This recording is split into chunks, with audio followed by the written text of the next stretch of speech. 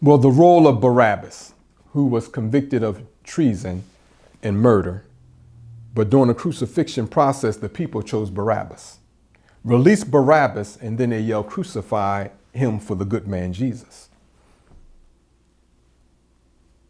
Well, the role of Barabbas is being fulfilled. And all of these wicked government and economic leaders. So again, it'd be interesting to see how the synagogue of Satan's mass news media, how it will go about turning the people against the Honorable Louis Farrakhan. I'm interested in seeing how that's going to happen.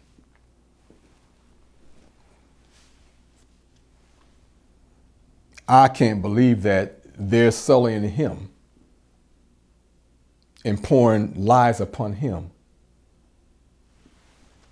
will bring anybody whose economic situation has been devastated by these demons to ignore that and then join the gossip over here against him.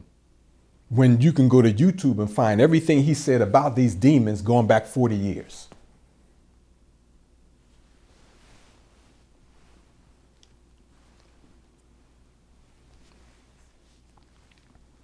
I want to see this occur, because that feat that the synagogue of Satan is trying to do will be like the cow jumping over the moon.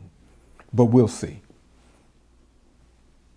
So whether you believe that the Honorable Louis Farrakhan is what I'm representing him to be, which is the Messiah and the prophesied Christ, you may not agree with that. That's fine. But one thing we know for sure, he ain't the many presidential liars, thieves, robbers, and murderers that have ransacked the earth. So there's no way in hell you can choose Barabbas over him, whether you believe he's the Christ or not.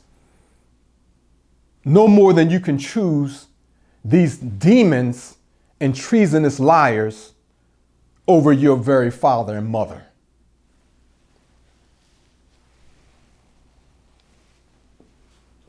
Well, why did the people choose Barabbas?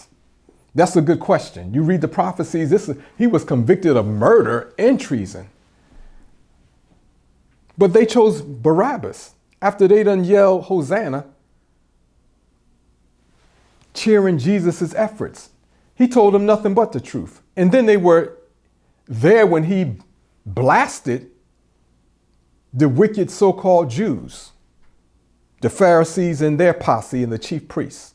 They witnessed that, which also included his reason for blasting them. But yet and still, when it all came to a head, they chose Barabbas. Why?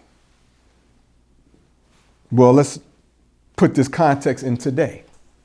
The people chose Barabbas because murderers in this world are glorified as folk heroes. They make movies about Al Capone and other gangsters. Tell me I'm lying. The people chose Barabbas because although he was a murderer, he did not disturb their religious beliefs and their depraved culture. So Jesus, a messenger of God comes, he comes when things ain't right.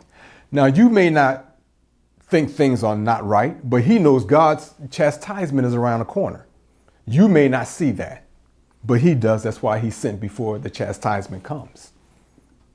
So you're going to be mad at him because he has to be critical of the way we've been taught, which has influenced our behaviors, which are not pleasing to God. So you rather see him dead and a murderer, rescued or saved, so that you can just preserve the wickedness that's been poured upon us by the same demons who rob us, lie to us, and plan our death every day. Well, the people chose Barabbas because he was white and Jesus was black. Caucasian people, will that factor in? When everything else fails, just hate the black man. What kind of child are you? Supposed to be intelligent people.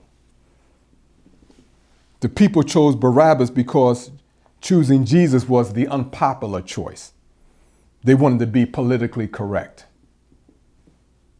But you're not correct with God. You're correct politically with the same political people who done robbed, murdered, and maimed you.